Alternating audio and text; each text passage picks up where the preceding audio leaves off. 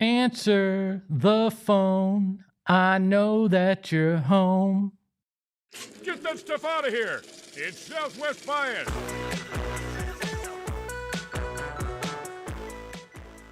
Welcome into another edition of Southwest Bias, brought to you by our friends at the Husband and Wife Law Team. If you've had a serious injury, call the Husband and Wife Law Team first at 602-783-8841 or visit their website at husbandandwifelawteam.com. Yeah, I lost the number there for a second. Come on, and Espo. we are live from Studio K, brought to you by our friends at Circle K. Become a member of the Inner Circle today for free by downloading the Circle K app. You only say it every single day. Yeah, you'd think I'd have it memorized.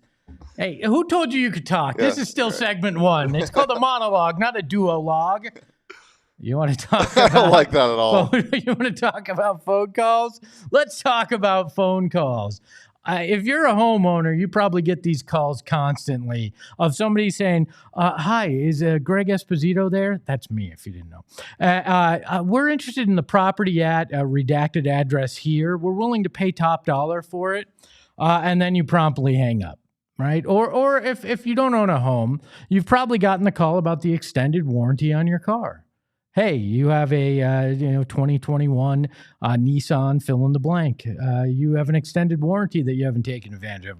Click, right? We've all been there. We all get those calls constantly. It's spam, right? It's potential spam. So I imagine when John Harbaugh got the call from the Cardinals that this may have shown up on his phone. Yeah, the potential spam. We got the report yesterday that the Arizona Cardinals were one of, I believe, 6 teams that had a phone call with John Harbaugh. Now, most of those other fan bases said, okay, sounds good. And in Arizona, we were ready to hang the damn banner. We were ready to throw a parade because we talked to John Harbaugh on the phone. But my question is, what was that conversation like? Was it simply, hey, John, this is Michael Bidwell and Monty Ossenfort. We're interested in your services. Yeah, I think this is going to be a pass on my end, right? What was the conversation like? Were these actual substantial discussions? Was it, John, we're very interested. We want to have you in for a visit. Is there a number range you're looking at? Because we're willing to meet whatever that is. Like, what was the actual conversation? And is there any reason that us as Arizona Cardinals fans should believe that this is more than just a courtesy pickup from John Harbaugh, that he is actually going to be interested in the Arizona Cardinals opening? I'm not sure that he is. I hope he is, because he's the guy the Cardinals need to go after. We talked about this. It's the name, it's the credibility, it is the culture that you know, that you need, that the NFL and its fans and the media and the players respect. Now, being on the list is better than not being on the list, and a lot of us were concerned that they would not be on the list at all. But do they make it to that next round of more than, hi, like to talk to you, good to talk to you. A phone call's easy. We all can do it. I mean, for you younger kids, and we have an intern, Richie, in the building, a phone call is what we did before text messages, where you actually heard each other's voices, or before FaceTime. So I hope that it actually was something meaningful, something more than just a quick, are you interested? No, thanks. Like we all do with those potential spam calls. If they get John Harbaugh in the building, sure, maybe he's using him as leverage, and that's all right. But at least it adds and lends a little credibility to this search. At least it makes each and every one of us feel a little bit better. But feeling better isn't enough. Cardinals fans, I believe, have put pressure on this organization. We talked about this last week when they fired Jonathan Gannon. I think each and every one of you that have voiced your frustration with this organization is finally being heard. Took a hell of a long time, 35 plus years, to finally be heard, but I think you're being heard. And I think we need to keep the pressure on when it comes to bigger name, more respected head coaches. Because if Vance Joseph is the guy that they go with, if Hafley from the Packers, who just got his teeth kicked in by the Bears in the playoffs, is the guy they go with. If they go with any of these lower rung candidates that they're talking to, that's an insult to you. That's an insult to me. That's an insult to every fan that has ever purchased an Arizona Cardinals ticket, watched a game, or even talked about the damn team. You deserve a head coach that will raise the bar. You deserve to see wins at your home stadium. You deserve to not be embarrassed in the toughest division in football. There are 3 NFC West teams still in the playoffs. Well, you're sitting at home playing with your telephone. They need to take this serious. They need to find the right candidate, and they need John Harbaugh to show up and actually come to the facility and sit down with them. And then they have to be willing to say, you know what?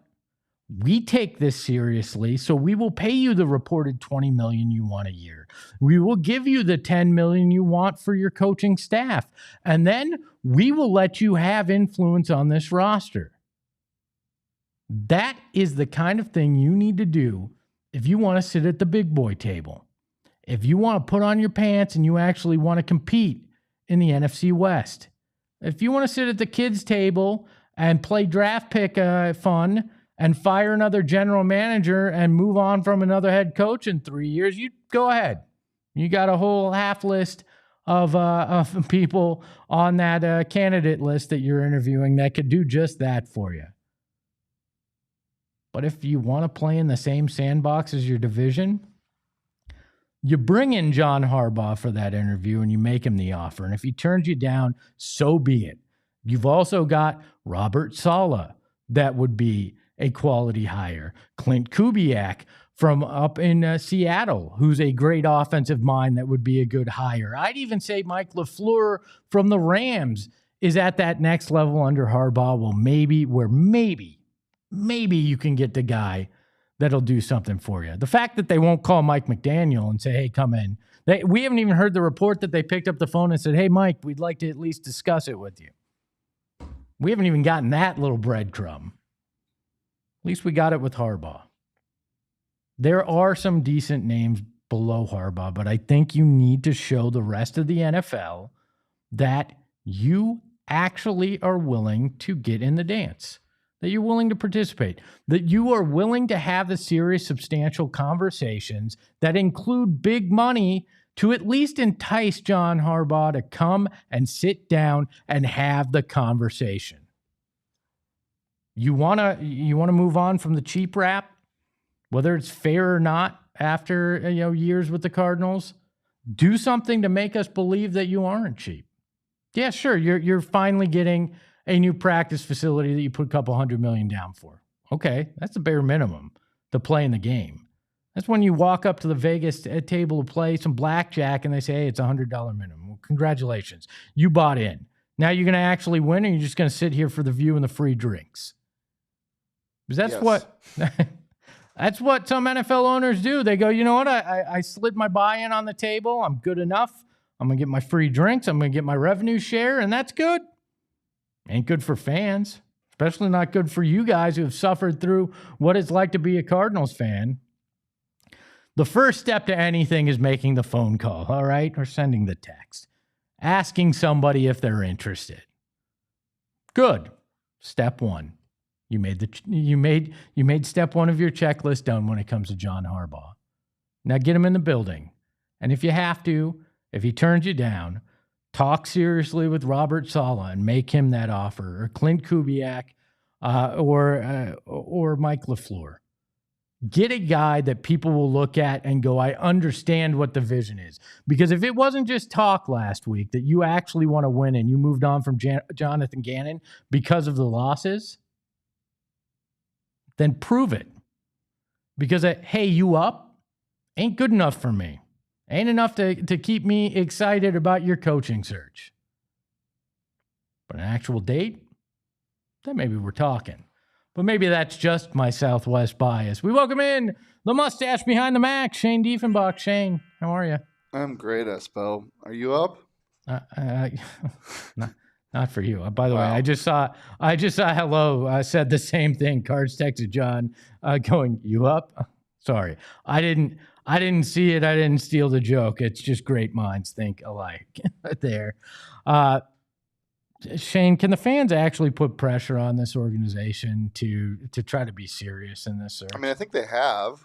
I think so too. I think they heard the backlash to Vance Joseph and was like, we got to actually have some juice in this. Yeah, there are so many candidates out there that failing in this search would be detrimental. I think they've definitely heard the pushback, especially from season ticket holders not renewing, the outcry of fans on social media.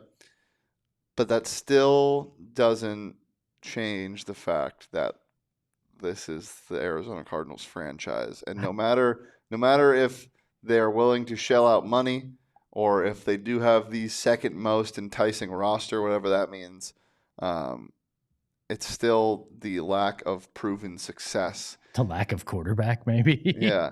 Well, but that's sometimes a plus. A plus because you get to mold and draft your own quarterback. Sure. The lack of success here and the lack of support when there is no success here would deter me if I was a top candidate. Building something from the ground up, sure. It doesn't entice you to be the guy that turns things around. How many guys have been brought in to turn things around, though, man? Yeah, but nobody of a Harbaugh's caliber. I mean, Bruce Arians had a pedigree as an assistant and came in and had success. But the only guy that had head coaching success before this was Denny Green. And a lot of that came because Randy Moss was amazing. Now Denny Green's why you have Larry Fitzgerald in part. I mean, that's certainly part of it. But I think the only way to change perception, the only way to actually not be the Arizona Cardinals is by finding somebody that will take that chance, by doing whatever it takes and shedding the cheap moniker, shedding the nobody will give these guys any chance or any, won't even take the time of day with them. Like that, I think that's the only way, Shane, you shake it. Yeah. I also think that you have a roster where a coach like Harbaugh can look at it and be like, okay, this could be a better situation for me than what I was given in Baltimore, which is a crazy thing to say because you have an MVP quarterback in Baltimore and no quarterback here, but still. The only thing with me is like, yes, Harbaugh pedigree. You can look at it as, I can turn this place around. Is that what Harbaugh wants right now? Does he not want to go to a place that's more of a sure thing? Well, why? They're talking about New York, the Giants. Are you really going to tell me that's a sure thing? No, not at all. I think that might be a bigger dumpster fire with a hotter magnifying glass on you. Yep. Like, I wouldn't consider that. What, the Dolphins, maybe. But they're in the same quarterback issue. They got to find a quarterback. Yeah. Like, the best job is the one he just got fired from, and obviously he's not going back there. So if I'm Michael Bidwell and Monty Austinford, I put as much lipstick on this pig, parade it out there, and say, you're the guy to wrangle this thing. Oink, oink, Espo. Chevy in the chat says boycott. I mean, yeah, season ticket holders have put the pressure on saying they're not going to renew, and I think that is a big part of it. And money speaks. We know that. Money talks. So if all these season ticket holders are saying no and saying, here's, reportedly, I believe it was Bo or Johnny that told us this. The team's calling some of these season ticket holders, asking them who they think would be a good head coach, right? If I'm you and you're getting that call, you say John Harbaugh, you say Robert Saleh, you say Mike LaFleur, you say any of these bigger names that are going to get you traction and make you happy as a fan. Because I don't know, the full-fledged boycotts don't work, but pressure will work. By the way, before we get to our guest, a new candidate made it to the list today, Jesse Minter, the Chargers DC, supposedly interviewed for the job.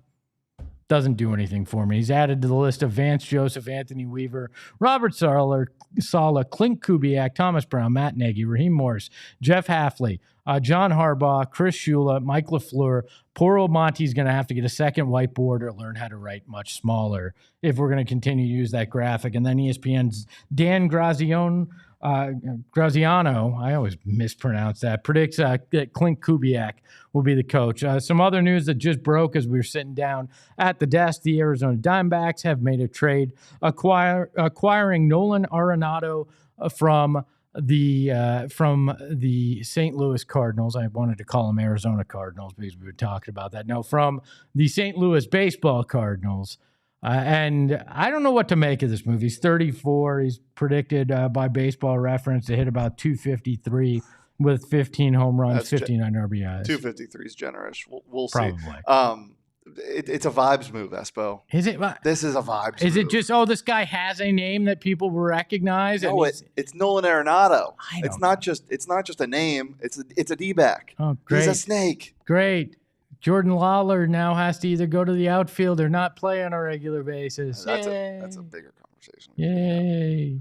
An old guy blocking prospects. Yay. Let me get excited. Ready. All right. Why is Drew Jones staying? It is halftime on the program. Jimmy Eat World performing today at halftime. We'll be right back with our special guest, Mark McClune. The holidays are over, and you know what that means? It is time to start doing projects at your house. And Window Depot is here to help. No, they are not just a window store. You can get so much more at Window Depot. You're looking for cabinets? You're looking for countertops? You're looking for things to redo your bathroom, your kitchen, whatever it is in your home, they've got it. And they are ready to help you. I'm looking to redo a bathroom, and I'm going to be going over to Window Depot soon because they've been serving Arizona since 2002. That's right. They've been here for 24 years. That's a long time to be serving the Valley, and they have the best prices, and builders love them, but homeowners love them too. And that's why you're going to want to go out there and check them out because, like I said, it's not just windows. The name makes you think that you're just going to be able to get windows there. And they have great windows, but they have so much more to help you redo your home. So stop by one of the 7 Window Depot locations in Arizona and see for yourself why they are way more than just a window store. And got to tell you about the husband and wife law team. If you've been in a serious accident and suffered an injury, the lawyer you choose matters, and the research you do to choose that lawyer matters as well. And I was in one, and I really wish I had seen the husband and wife law team of Mark and Alexis Breyer, because they are here to help when you're in that situation. A lot of lawyers, they don't answer the phone. I had this problem. The husband and wife law team guarantees that you're going to be able to get in touch with your lawyer. They also they're certified when it comes to serious injuries and accident law. Not a lot of lawyers are, but they are. They are part of the 1% that's certified by the Arizona Bar. And the best part is they care more about what is going to happen for you rather than their bottom line. They guarantee that you will take home more than they take home in it. So if you've had a serious injury, call the husband and wife law team first at 602-783-8841 or visit their website in the link in our show notes and tell them PHNX sent you. A big thank you to the Valley's own Jimmy Eat World. What a performance of the middle. If you missed it, what were you doing? Why were you not here watching it with us? Thank you so much to Jimmy Eat World. Now we bring in the Valley's own Mark McClune, another guy that it just performs so well on the program. Mark, how are you? Yeah, I'm doing very well. And side note, Jimmy Eat World drummer Zach Lind, his son Zane, heck of a closer. Our kids played some club baseball together, so spent a lot of time with Zach talking about Jimmy Eat World. Very nice. By the way, Max, one of the bias in the chat, just said he was in the pit for the show. Good. Glad you enjoyed it. Mark, lots to talk about, but let's start with the Arizona Cardinals and this coaching search.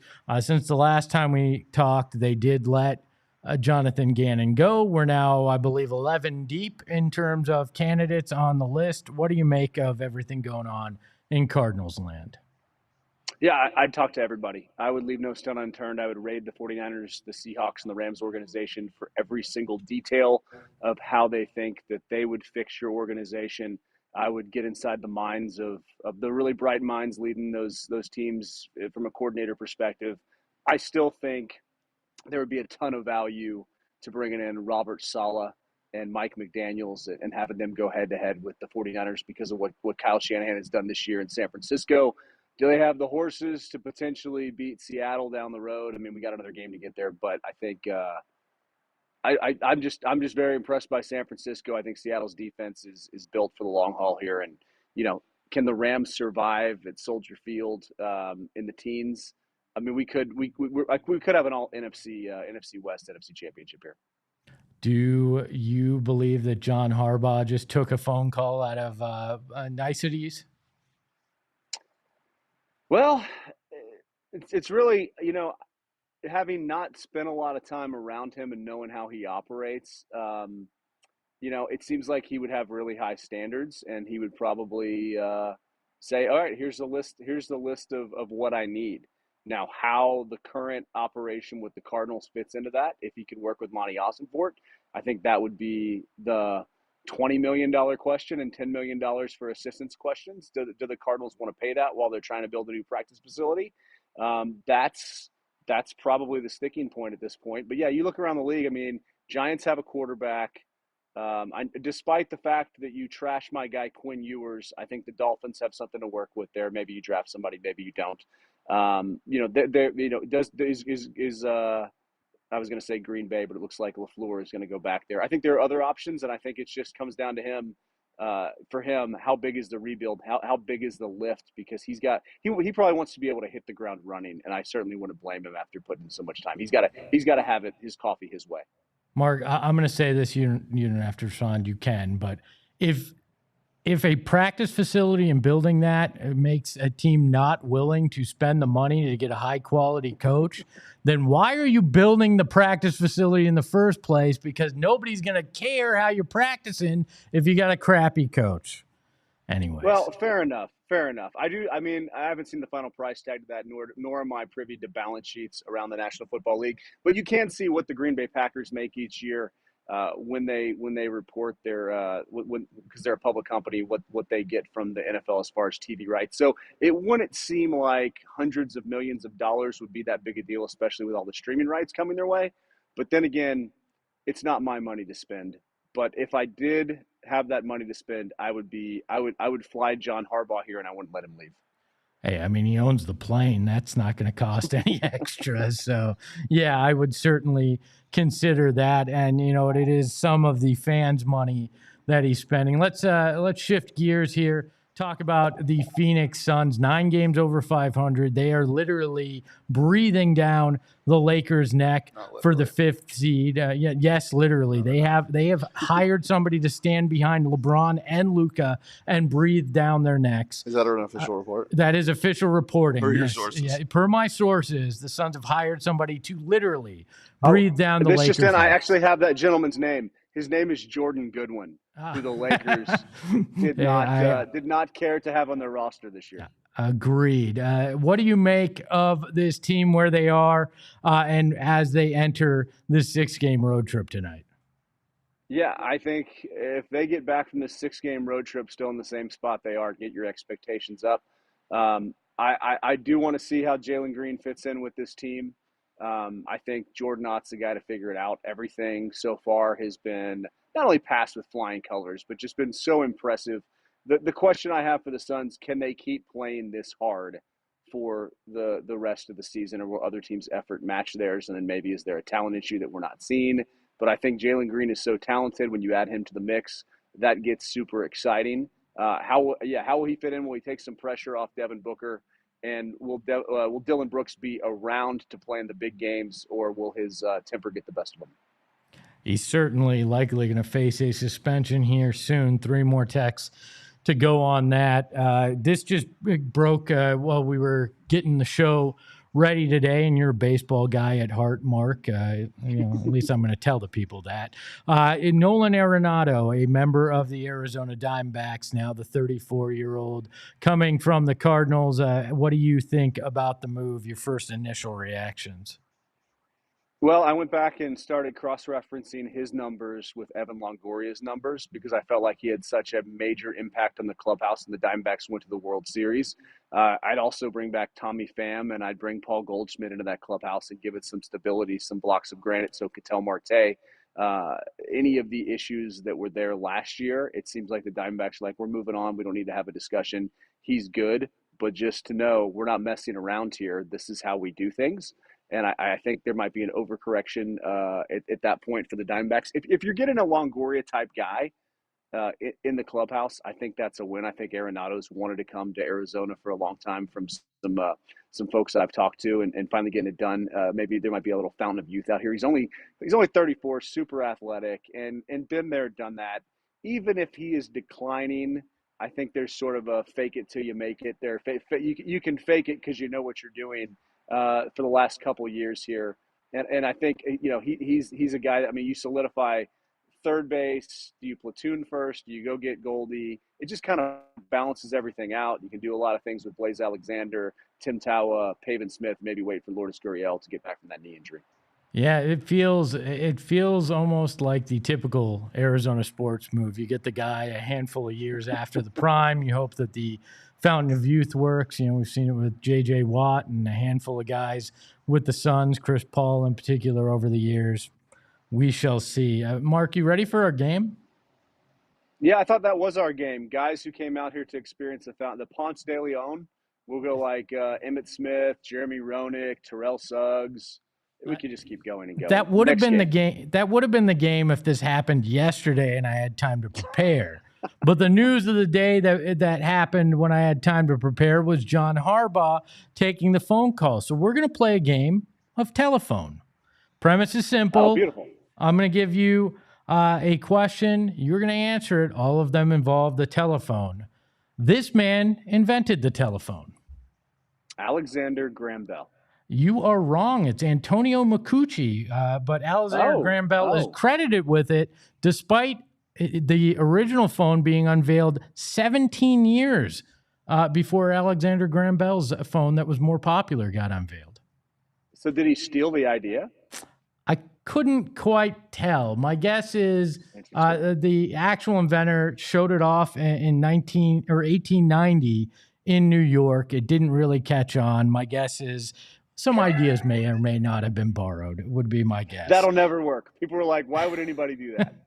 I can go talk or send a carrier pigeon, damn it.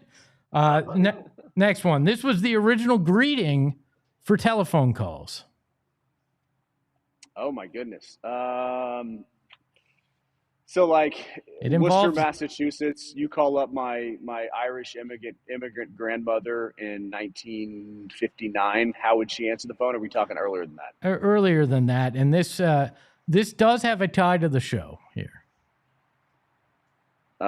What's your bias? No. Bell envisioned that people would answer the call with the phrase, ahoy hoy, a common nautical term greeting. We've been doing it all wrong. Yeah. We need to bring that back. Okay. That's how I end every show, and people look at me crazy. I got the mug here with it on it. Point with that tonight? So if you end the extra point with that, the extra point. Yeah. If you end the extra point with that, you get a standing ovation from me tonight. I look forward to this. All right. All right. Who invented the first smartphone? Smartphone. So we're talking like a company, not person. Is the first smartphone the BlackBerry? That is incorrect. It was IBM in 1994, which unveiled Simon, a phone with a touchscreen, email, and basic apps. Who was doing email in 1994? A lot of us. I guess you were. I guess you were doing AOL. Yeah, That's it was right. dial-up email. The That was CompuServe the in the equivalent late of putting 80s. a message in a bottle. Dearest Espo, greetings and salutations from the desert. True or false, the first SMS text message simply said, Merry Christmas. True. That is true. Engineer Neil Papworth sent the first one in 1992, and it just said Merry Christmas. All right, final one. Fill in the blank. There are only blank working payphones left.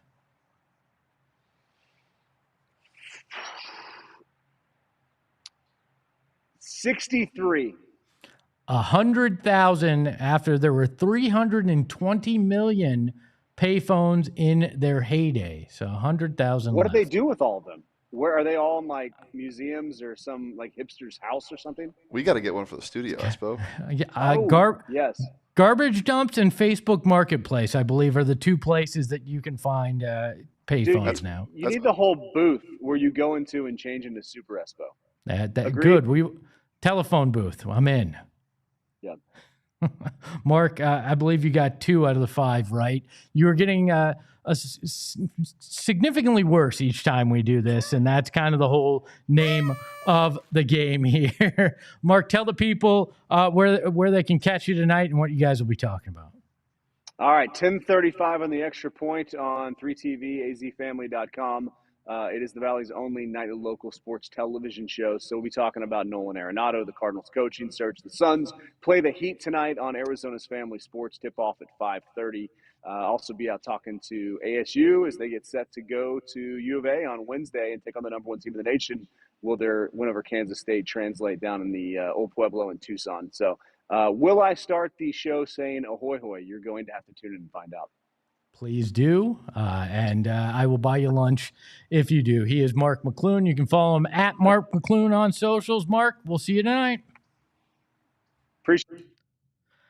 That is another edition of Southwest Bias in the books. A big thank you to the bias in the chat. Saw all your comments, including yours, Kilmus Rexmus, and appreciate all of you being here. Hit that like button on your way out. Hit that join button to become a member of the Supporters Club before you leave. That'll unlock great emojis, exclusive content, and so much more. For the mustache behind the Mac, Shane Diefenbach, you can follow him at Shane Dief. You can follow the program at PHNX_sports. You can follow me at Espo. And remember, a phone call doesn't mean anything if you don't get the date. Ahoy, hoy.